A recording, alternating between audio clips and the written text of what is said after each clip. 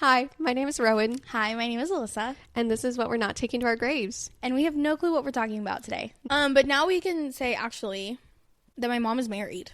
Your mom's married. Did we cut that out of the last episode? We did because we weren't sure. I didn't know if you had asked her, and I was finishing it. So I hadn't asked her. My mom's married. It's so sweet. She's married to someone. I have a new stepdad. He's a good man. He's a good man. He's a good egg. He's a good egg. He's a good egg.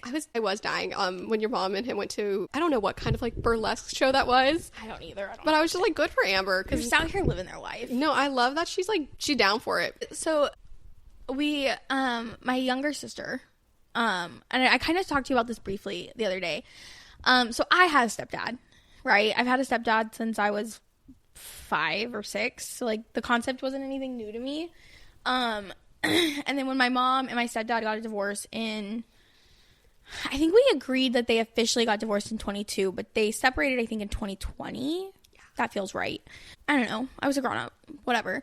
And so now David is my new stepdad. Love him. 10 out of 10. I realized that my 2 younger siblings have never had a stepdad.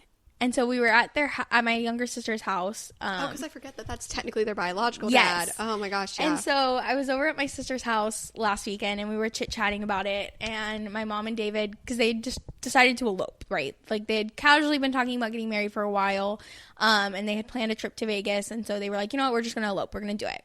And it looks like the chapel they chose was cute too. No, yeah. The whole thing was very precious. And so I was talking to my sister about it, and I was like, oh my gosh, you're going to have a stepdad. Like, you've never had a stepdad before. And she was like, yeah, I don't know. I don't know how I feel about that. Like, that's kind of weird. And you were saying that it was kind of weird for you at first, too, because you were a grown-up. So I saw this TikTok, because it's crazy how our phones listen to us, right? So I saw this TikTok last night, and it was this girl who was saying that she was kind of in, like, a similar situation as I was in, where she had, like, her mom remarried when she was very young, and so like that was her stepdad, and then they ended up getting a divorce, and her mom remarried, and her grandma was like, oh, you have a new stepdad, blah blah blah, how are you so excited? And she was like, no, that's just my mom's husband. Like, I have a stepdad, this is just my mom's husband. Yeah, especially if the parents, like her stepdad was with the mom for a while. Yeah, that would be your stepdad. I don't know. And I think that's such an interesting topic, especially because it's been very prevalent in my house right now, because my kids have recently learned the term stepmom and stepdad. Yeah. And my kids have also started questioning why I don't have a dad. And so we've had a lot of conversations lately about like family dynamics and like, well, why don't you have a dad? Everyone has to have a dad. And so I've told them, like, of course I have a dad. Like, you know, they know that like in order for a baby to be born, you need a mom and a dad, right? And we've had a lot of conversations about step parents, and like in order to become a step parent, you know, like Bryson will be their stepdad when we get married, but until then he's just mommy's boyfriend or mommy's friend, or, you know, he's Bryson, right? Yeah, he's just Bryson. Because I was like, Hank was just Henry, and, yeah, you know, and then he became stepdaddy Hank. Yeah, no, he's honestly, in their mind, I think that Bryson is their friend more than he is my friend, if we're being completely honest. For sure. Which is good. That's the way I want it to be, I think. And it's an interesting, I don't know, it's something that I'd never really put too much thought into until like the last 2 weeks, since it's been such a hot conversation in my house. But what do you think about that? I mean, which part? Like the initial part, like the TikTok versus stepdad thing? Yeah, like, look, if my mom, or even my dad, because my dad's never been remarried since divorcing my mom. Let's use my dad. That feels nicer. If my dad got remarried at this point in my life, I don't necessarily think I would call whoever this woman was like my stepmom. So my dad had a fiance that he got together with after my parents divorced, and I would have called her my stepmom because of the prior relationship that we had. She was always a family friend. We knew her. And then they started dating. They got engaged. I was an adult, but I was still young enough that like I feel like that was still a step parent time in my life, versus now at 28, if my dad met someone completely new, that would be my dad's wife. That wouldn't be my stepmom. Like, yes, technically she's my stepmom, but so I wouldn't. What is the line? Like, what? I don't know. Like, I was 18 when I got a stepdad, and it was weird for a while, and it's nothing against him. He's a good man. You know what I mean? Like, he cares. He truly seems to care about us. Like, we are his own, and I didn't understand that because my father-daughter relationship was very different than his relationship with his daughter, for example. Yeah. I had a very different type of relationship with my father, so going into this step-parent relationship with him where he's a different type of parent than I was used to, or at least in the father role. It just took me a little bit back. It took me back. It was a little different. It took me a minute to get used to it. But as the years went on and I saw how much he loved and cared about us, and I continued to develop my relationship with him, he genuinely became a part of our family for me. But like my older sisters, I don't know if that's how they feel, and I won't speak for them, but they were already moved out when they got married. So I had more time with him, you know? I don't necessarily know if they like had the same like feeling I did. Okay. I feel like I kind of went, I got a little bit of the, oh, you're moving a new man in kind of thing. Versus when you're an adult, it's just like, okay, cool. That's you're like, yeah, I like your girlfriend, I like your wife, she's nice. It's just different. So I don't know if there is really a line. I think it's just how you feel. Your sisters are, let's see, 21, 23? 21, 22, and I forget how close they are. 5. I think she's closer to us, yeah. Yeah. Danny has had a stepdad. Yeah. Right? Because we share the same dad. And so Emily and Allie, this will be their first time that they've had a stepdad. Yeah. And since they're already out of the house, I don't know. I mean, they've gotten to know David for 4 years now, 4.5 years. So, like, really, I mean, when he probably came on the scene, they were young enough that, like, it was just, like, mom's boyfriend. But even though they weren't married and, like, living with him, they probably have a different kind of relationship with him, similar to, like, how I was with my stepdad. You know what I mean? Because they were young enough that they still had a little bit of that, like, oh, my mom's got a new boyfriend thing. Versus as an adult, you're just kind of like, okay, as long as you're happy. Yeah. Okay, they're a good man, cool. Like, it's just different when you're an adult. When you're far removed from the household of, like, having your parents over you. I think it's, like, just a little different. But it'd be totally normal if she was, like, feeling weird about it, too. No, I feel like it's totally normal. I think I would be shocked if she didn't feel weird about it. Especially because Emily and Allie were still... I think Danny technically was, too. I think they were all still living at home when my parents separated. Yeah, and that makes a difference, too. And so I think that I was the only one. Maybe Danny had moved out when my parents had separated, if I remember correctly. But I'm pretty sure they were all still at home. And so, like, that's a big... I remember that being a big deal. Because I was the only one at home when my parents divorced. Yeah. And it was harder on me because of that. I don't know, though. I've been calling David my dad for, like, a year now.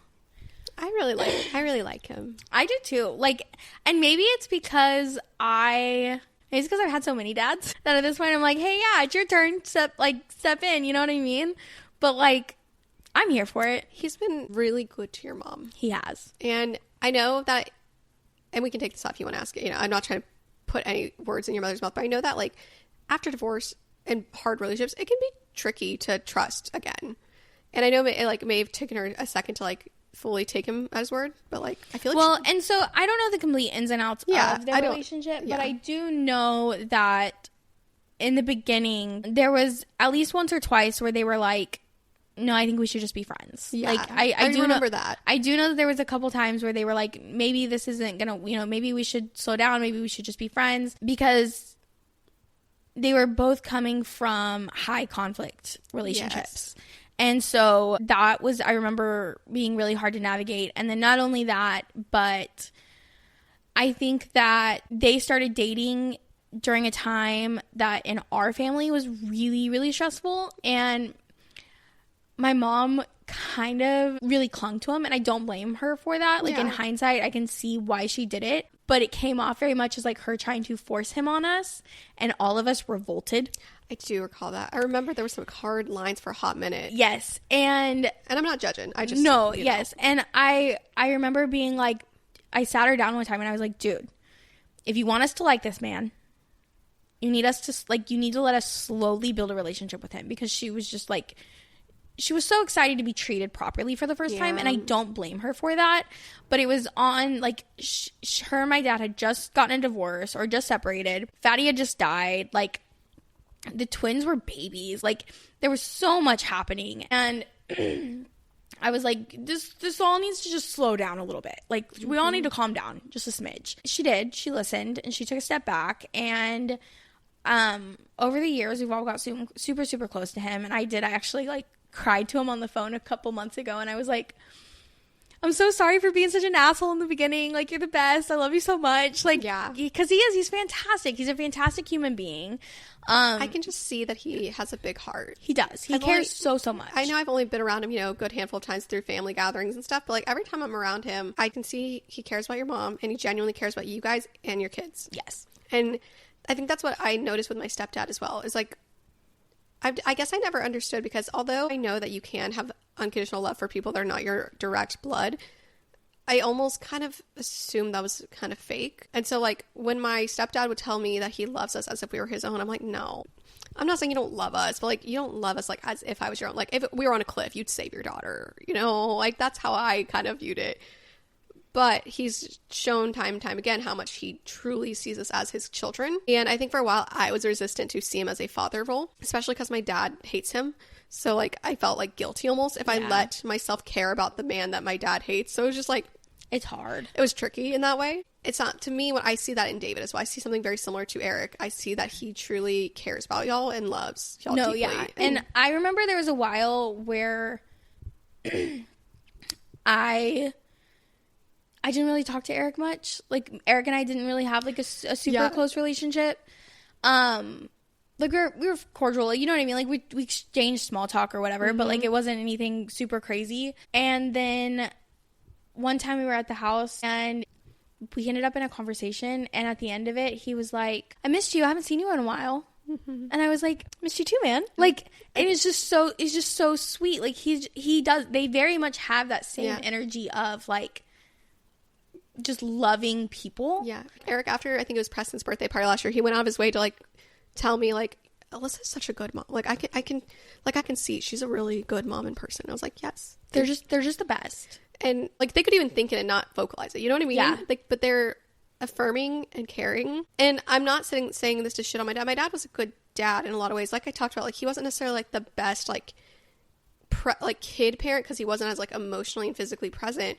But I cannot deny that my father loves us, and it's been easier for him to show up for us now that we're adults. And that looks different still than I think some parents would do it. He is my father. Like he is a good man and I do love him, but it's just a different type of father-daughter relationship.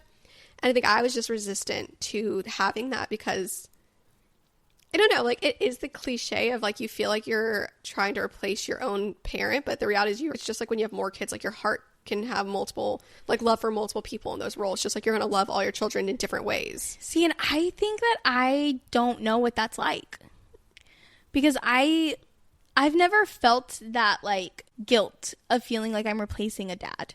Yeah. I don't know what that's like. And so I kind of feel so like with Ella understanding what a step parent is, right? Because the boys don't understand what it is. They're just repeating. They're like, just repeating. My stepdad, they're just parroting what Ella is saying, right? She's the leader of the pack. But Ella has finally kind of come to terms with like the understanding of what a step parent is, like especially like hearing the terms. Peyton's moved in. We're discussing moving in with Bryson. She sees you and Henry. Like she sees mom and David getting married. Like, you know what I mean? She's finally seeing the full picture of she's what understanding it looks. a blended family more. And so now that she's finally understanding that term, I'm seeing her connect these dots, right? And I'm seeing her kind of like, she'll bring up things that she does with Peyton to me. Or like, for example, like doing her hair in the mornings. And because I do her hair in the morning before school, right? She's a 6-year-old girl. That's what you got it. I got to do her hair before school. That's one of the biggest perks of having a daughter is getting to do her hair. That's why I put up with all the sass and the back talk, is so I could put your hair in braids before you go to school, sister.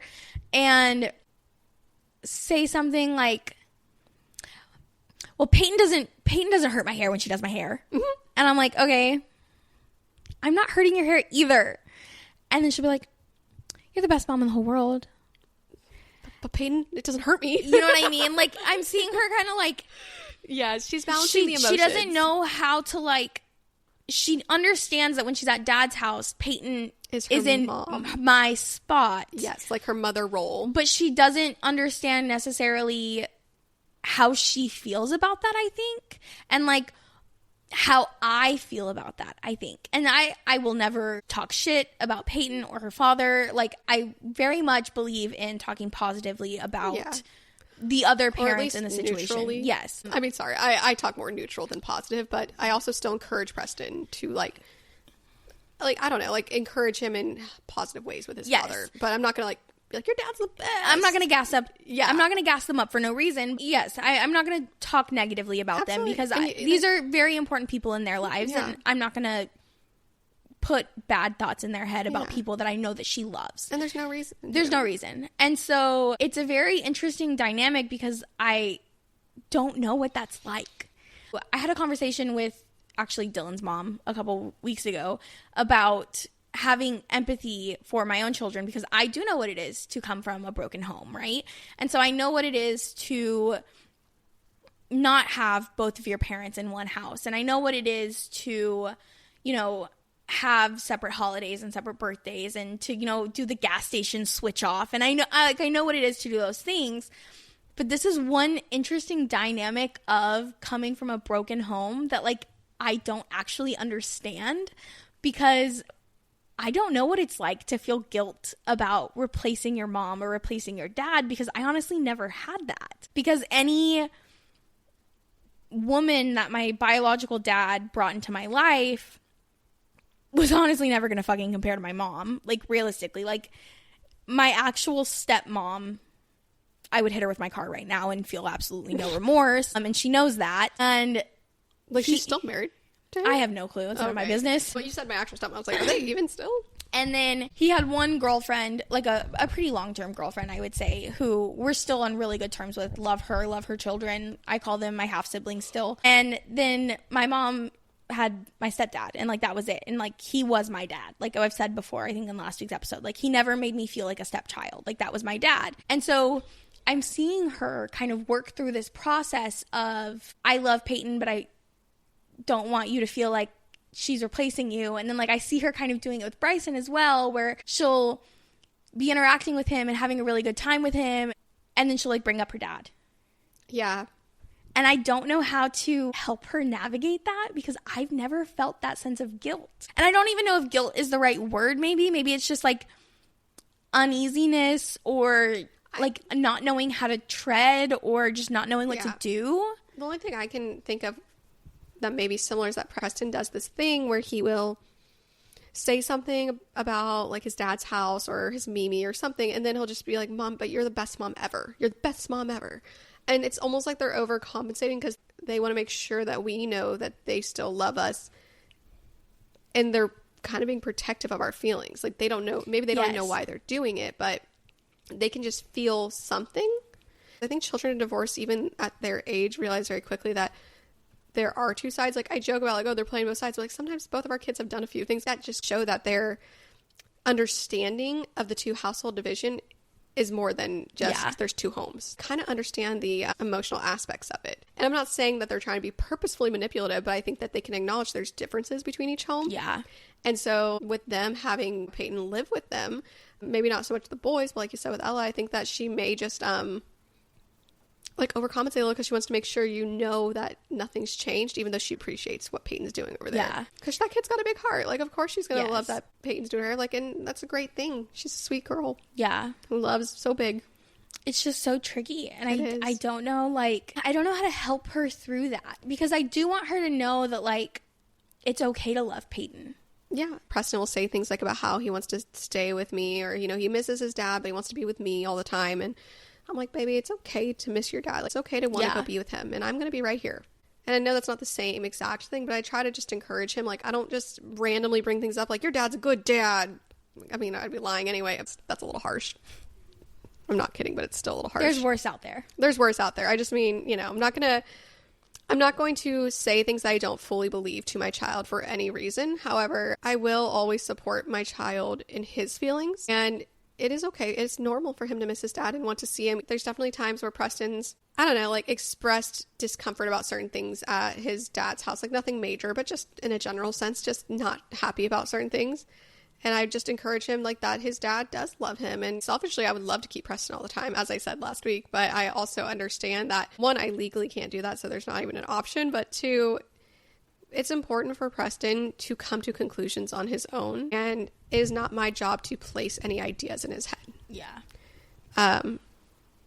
There's a balance between being honest with your children and also not putting your own burdens on them. Yeah. And I don't know that there's anything you can do other than when things come up, just support Ella. Like, I don't know that we have to do anything. I think that they'll figure it out. Like, I think it's okay for them to figure out on their own almost. And then if they ask questions, that's when we step in. It just threw me for a loop. Like I said, it was something that I'd never had any sort of personal experience with. Yeah. I think it's just part of the two-home thing. Like, there's just going to be some weird waters that I think that they kind of have to figure out on their own. We can try to teach them things or help them navigate it, but at the end of the day, it's how they feel about it. So icky. I know. Poor babies. Well, I didn't have any experience with it because my parents got divorced when I was 17. Yeah. So, although I had the thing with my stepdad, being introduced to our lives, I didn't feel like I needed to overcompensate with either parent. It was just like trying to figure out how to just keep those two things separate and somewhat build a relationship with a stepdad as, me, a fully competent, young adult. Yeah. While also feeling like I wasn't disrespecting my father. I was still figuring out my emotions around it, but it wasn't like a child where you're not 100% sure. Because I kind of knew what to think and believe already. I just was caught in the middle of some stupid petty bullshit.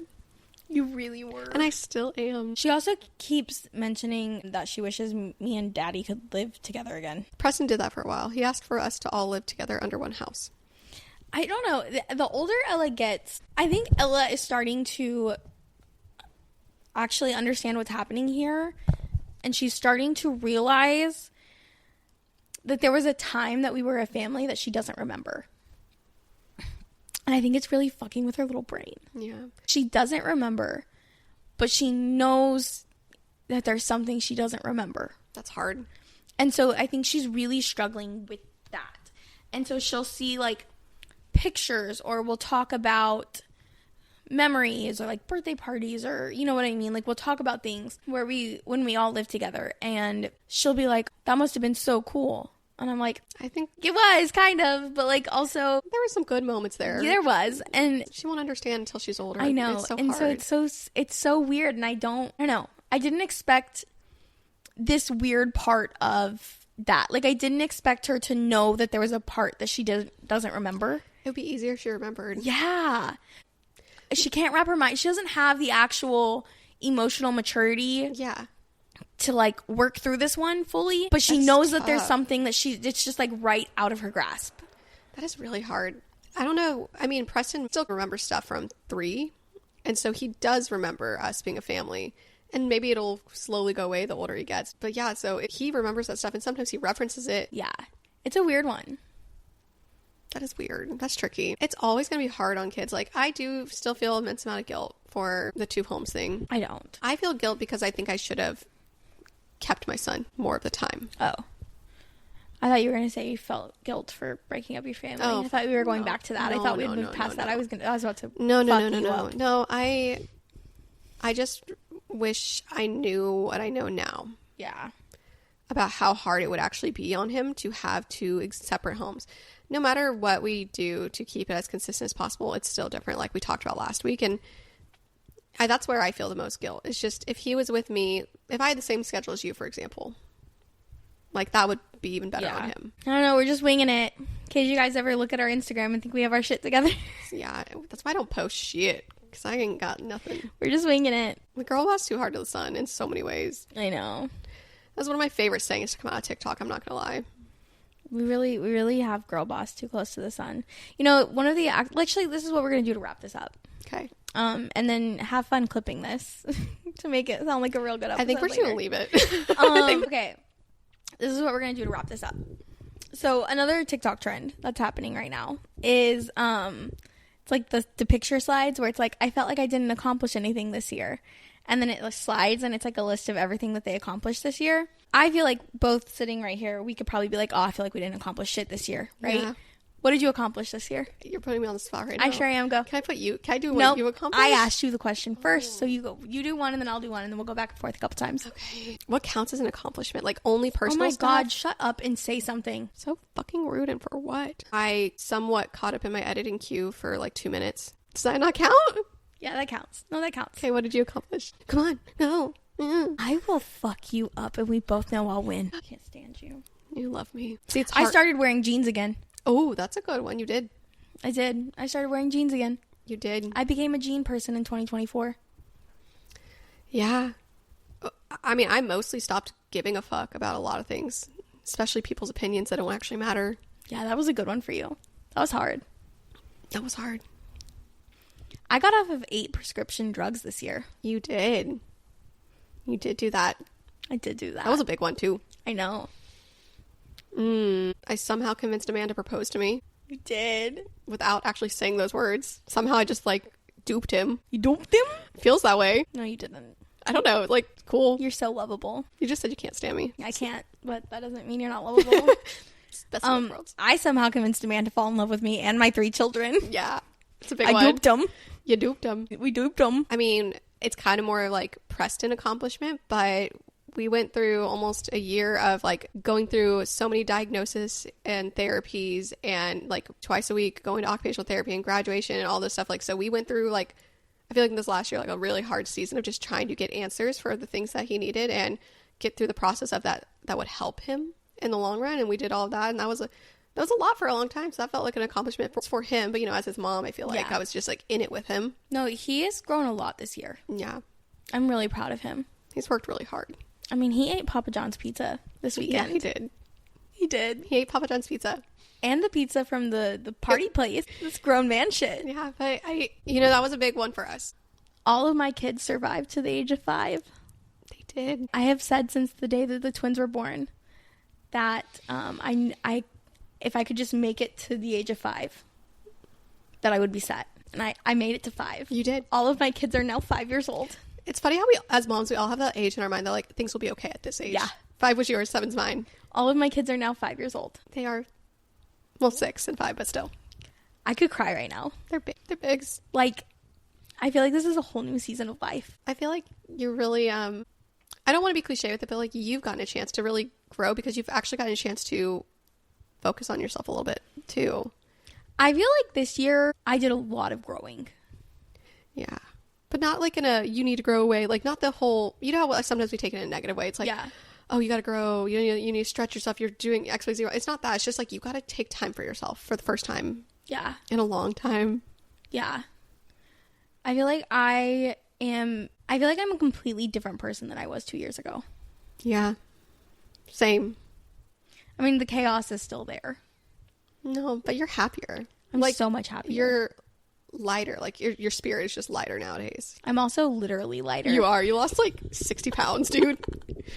I'm also literally lighter. Yeah, I lost like 40 pounds this year. So we both lost weight. That's an accomplishment. Yeah, I know that's an accomplishment. I know that's probably not something we should count, but I do count it. I count it. It feels good when you're taking care of yourself. What else did we accomplish this year? When I think of my accomplishments, I think of Preston. Like, his accomplishments are my accomplishments. I don't know if I mean, if we're counting kids' accomplishments, 2/3 of my kids went to the ER this year. They did. One got stitches, one got a cast. You know, Jack's held out. I know, and what's crazy... You would have thought it would have been him. Is that out of all my kids, Jack should have been the one with a broken bone or getting stitches. He should have.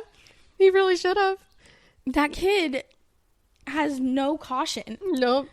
And he's the only one still fully intact. It's insane. That's so funny. Well, I don't know, like, because I think this last year really stretched me because there's just a lot of growing pains. Like, I've alluded to the fact that we've had some tough times. Preston, it's always hard to describe for me because he is a amazing child. And through the process of getting him diagnosed and trying to figure out, like, the tools to best serve him, I feel like there was a lot of times where I was at my wit's end and I didn't know when it was going to feel like we had a grasp on things because I just wanted to desperately help him. Like, I didn't care what that looked like. I didn't care if there was a label for it. I just wanted to know what I could do to support him.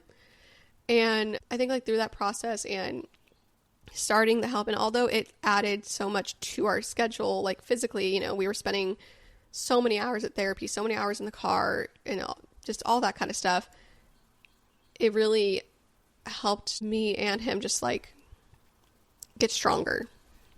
And so like that's been the biggest focus this year, is just I just want to have a happy, healthy child, mentally and physically.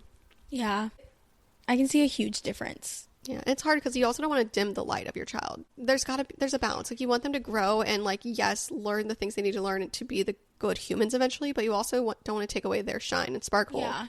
So that balance has been really hard. You're doing a good job. Thank you. I'll take it. He's a good baby. He's the best baby. But yeah, so like other than that, like I feel like that was a big focus of my year, was just all that stuff. Yeah. But you did it. We did it. He's eating pizza. He's eating pizza. And licking raspberries. He's licking raspberries. We're fucking doing it. But yeah, I'm trying to think, what else did I do? What else did you do? So when I saw this trend, I was thinking about it last year at this time. I was not doing hot, right? And we'll talk about that at some point, right? We're not going to talk about it right now. And I think that I was probably at like the lowest point I had been probably since like my loony bin trip, right?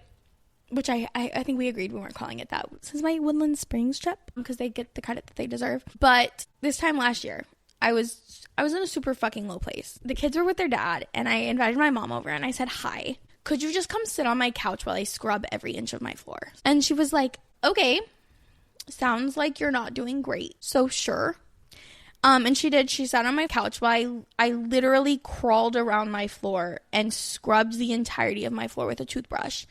And because for anyone who doesn't know, that's what I do when I get super stressed and overwhelmed and at my mental edge. I scrub things with a toothbrush. And that's putting it lightly too. That is putting it lightly. I did. I crawled around my floor, scrubbing it with a toothbrush, crying about all of these things. And I was just kind of like, you know what?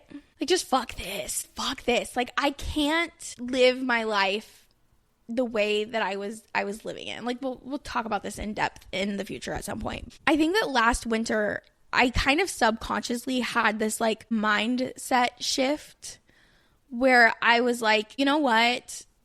I'm just going to do everything I possibly can do to set up my life to be as perfect and beautiful as I can for my kids. And then everything that is meant to be will fall into place. And if it doesn't work out, then it doesn't work out. And that's fine. And that doesn't say anything bad about me or my kids or who we are as people, or you know what I mean? And then everything started to fall into place. And like, I'm not saying that that's like how it's going to work for everyone. You know what I mean? Like, it very much could all fall apart in 6 months. But like, there's been so many times throughout this year where like things have gone wrong, and I very much could have like spiraled. And I've just been like, you know what? Actually, this doesn't say anything bad about me or who I am as a person. Yeah. This isn't the end of the world. This isn't the hardest thing I've done. This isn't going to be the hardest thing I ever do. Like, I'm gonna be okay. And it has completely changed my year. I agree to that. I can see that. I hate to be this person, but mindset is a big part of changing your life. Your life can change without you changing your mindset, but when your life starts to change, you will change your mindset, right? Yeah. So on the other side of that, if you change your mindset, your life will change. I believe that is the only thing that really I changed this year. Like, you can attribute to it. Yeah, I just really couldn't. I just had to change the way that I was thinking. Yeah. A lot of times last year, we kept saying, it's not that deep. We were trying to remind ourselves that. And I think we kind of both took it to heart this last year. Like, it's just not that deep, and we're not that special. Yes. We said that to each other so many times this year. And it sounds so negative, but it's a really good reminder because it's not that deep. It's going to be okay. Like, you're not that special. Like, I had a really bad medical anxiety for going to the dentist, which sounds like it's unrelated, but like, she helped remind me, like, you're not that special. Like, you're not going to be the one person to go in there. They're like, you're dying of this very, specific oral cancer. Like, or when I went to get my MRI and I was like, I'm going to go get this MRI and they're going to tell me that I have a brain tumor. Yes. And you were like, shut the fuck up. You're not that special. Yeah, it sounds like counterproductive, but it really helps with the way our brains work. It really did. Like, it was honestly one of the most pivotal things that like we like started this year. Yes. And like, we applied it to so many other things. Like, earlier this year, I think it was like in March when we mentioned this before, when Bryson and I were like trying to decide whether or not we were going to be serious, and he like kind of pulled back for a day or two, and we were having a conversation, and I was like, yeah, I cried about it real quick, but like, I'm fine. And you were like, he's not that special. And like, honestly, like, if he doesn't want to be here, then he doesn't need to be here. And I was like, I know, it's fine. I was like, I really like him, and if we break up, I'm probably going to cry for a couple days, and then it's going to be fine, and it is what it is. And obviously we're grateful that didn't happen. Yes, but it was very big of me to get to that point. Yes. Because up until then, like, a year ago, Alyssa, like, would have literally been on the floor scrubbing with a toothbrush. It's so true, because even though up until Bryson, you hadn't had something like what you have with him. It was still the way our minds were wrapped around dating in general, like the way things were going on in our minds. Even if somebody wasn't the same level as Bryson, it'd be very easy to spiral over either way. I was just taking things very personally, even if I didn't show it outwardly. Yes. So it's like if there was a breakup or something, or, you know, we stopped talking, I wasn't showing that to that other person that I was hurt or that I was upset about it. Like, we've talked about this before, and he does listen, so he's gonna laugh when he sees this. Okay. But whenever the guy that I met on Tinder in January, whenever we like finally ended our thing or whatever, and I literally cried in the parking lot at work, and I called you and I was like, I think he just broke up with me. We're not even dating, and I don't know what's going on, and I don't know why I'm crying. I know, you hated it too. And I was like, I don't know what's happening. And I was like literally texting him, and I was like, no, it's so chill. We're good, man. Like, don't even worry about it. I know. And you were on speakerphone, and I'm sobbing. And you were like, stop texting him. And I was like, no, I don't want him to feel bad. And the funny part is like, I think where I was at in my journey with it is that I was like, after that really bad situationship, I was like, men don't deserve your energy. Like, he doesn't need to know. And I know you weren't texting me, you're upset, but you're like, fuck him. Like, I don't really hold it against it, but like, that's where my mind was at, you know? I just remember, like, I took everything so personally, and like, my self-worth was so tied into like these things that were happening to me that really didn't have anything to do with my self-worth at all. Yeah. Well, it's kind of like when people talk about dating and someone breaks up with you and they're like, I don't deserve you. It's not you. It's me. It's like, we all know those are lame ass excuses, but at the same time, when you're taking things so personally, it still feels like it's your fault. In reality, if you're in a place where you can objectively take a step back and look, you're like, yeah, they're not ready. Like, they're emotionally mature next. Like, it's just a different way of looking at stuff. And I know we're not literally talking about dating like with everything we're going through, but I think that's how our brains were for a long time. No, and like I'm saying, this year it was, yes, in dating, it was helpful, but again, I was unemployed for a month this year. I went through some of the hardest months in terms of like health this year, while also getting off several medications this year. Like, my kid split his fucking ear open and I had to take him to the ER on a Sunday. Like, you know what I mean? Like, we went through a lot this year that normally would send me into a fucking panic spiral. And the freeze. Yes. And I was able to like uncharacteristically stay calm. Even if I did have a slight panic for like 30 seconds, and then I was able to get my shit together and be like, okay, it's actually not that deep. You're not that special. The worst case scenario is probably not going to happen to you. You're going to be fine. And I think that really attributed it to like, I think that this was probably one of the best years I've ever had. That's like, really looking back, I really do. I think I've had such amazing memories with my kids. I really did have such amazing work memories. Like, I fell in love, which I really didn't think was going to happen. I think the thing is, it was a crappy year, but the outcome wasn't crappy. Yeah. Like, it was a long year. It was a long year. So, like, I feel like I faced a lot of things, and it would take way too long to explain it. But, like, there was a lot of hardships that I faced this year. Especially in the very first few months. There was a lot of shit going on there. And then I feel like stuff has, slowly stacked on here and there. At the end of the day, although the year was really hard and stressful and honestly just shit in a lot of ways for me, I feel like my resilience and strength was different this year. In the past, it would have stopped me and I would have been spiraling and frozen, versus this year I was able to push through better. Like, I feel like I've always been somebody who pushes through, but when it gets really bad, I don't. And for some reason, I was able to. But not even just push through, because I feel like, I remember how in the years past we would joke and we'd be like, we're just surviving, not thriving. Yeah. I feel like you're doing more than just surviving. Yeah. You know what I mean? Yeah. Like, I feel like you're surviving, but you're also enjoying. Yeah. I can see that. And I feel like that's not something that 2022 Rowan would have done. No. This year would have literally eaten 2022 Rowan whole. And you're still sitting here giggling. The biggest fucking accomplishment ever. Thank you. I do agree. I think, 2022 Rowan, she was at the peak of, like, all the things that made me who I am. Like, I had always been that way, but, like, it was, like, next level because of all the shit that had happened in that year. And I had no idea how to handle it. And for some reason, mentally, I was able to grow a lot. And maybe it's just, like, the frontal lobe really set in for us. I don't know. Yeah. I know, I was turning 26 in 2022, so, like, realistically, like, that was when the frontal lobe was starting to develop, but maybe it just took us a hot minute to, like, really get into her.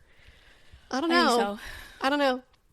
But I do think that we've accomplished a lot mentally, physically, emotionally, and I know we're going to have a couple more episodes out, or at least one more episode out before the end of the year, but I feel like starting this the last few months has been an accomplishment. I'm proud of us for sticking to something and having an idea and doing it. And like, sure, we, aren't viral or anything like that, but it's not about that. And that's what I love, that we found something that we're just enjoying. And if it goes somewhere, it's going to be amazing, but we're also having fun doing it. So because of your Tuesday 10 a.m. breakdown, we decided to kind of take back our fun. I don't know. Like, it's silly. Like, yeah, sure, you and I just gab when we hang out anyway, but it's something that we're like creating. Yeah, we're creating, and we're asking ourselves more thought-provoking questions, because sometimes we just like go in circles, which I love, but like we're also trying to challenge our own thinking. Yeah. Which I don't know, it's been fun. No, it has. I really enjoyed it. And I feel like it's making us be more creative and, like you said, think outside the box. And it's also forcing us to be in the same room at least once a week. Which we needed. Let's be honest. Like, we're our best selves when we get to see each other. I agree. But that's why we were so far up each other's asses for so long. Yes. And next year, I'm going to be so much further up your ass. It's going to be so great, because I'm slowing down. I'm so happy. Wait. No, we're really excited. We have some really big ideas. It's just been a little bit of a busy season. Well, we literally decided to start this during the busiest time of the year. We did. But we did it. We did it. Because we knew if we didn't start, we wouldn't. So. And we did it consistently. Yeah. We've been pretty damn consistent. I'm proud of that. Accomplishment. That's a check mark. Yeah. That's good. Anyways, I want to hear everyone else's accomplishments. What are you proud of? What are you proud of this year? Big or small? Big or small? I don't even think there is such a thing as small. I think an accomplishment is an accomplishment at this point. I agree. With the way the world has changed, we're all doing our best to survive and thrive. And I just want to hear what you're proud of. It's 2024, bitches. Brag. The fact that it's almost 2025, though, is appalling. I know. Feels icky, too. I don't know why. We should do an episode on conspiracy theories, too, by the way. I just thought about that with all the drones in the sky and all that shit. Oh, my gosh. It'd be so fun. Okay, Chicken Little. It'd be so fun. All right, guys. We'll talk to you next week. Yeah. Oh, my gosh. Next week, we're going to say we'll talk to you next year. Is it that time already? Yes, bitch. We have like 10 days till 2025. Oh, my gosh. I know. That feels unreal. See, that's what I'm saying. It feels weird. Ugh. Okay. We'll see you next week. TTYL. XOXO. We need to stop saying Gossip Girl. We do. We're going to get in trouble.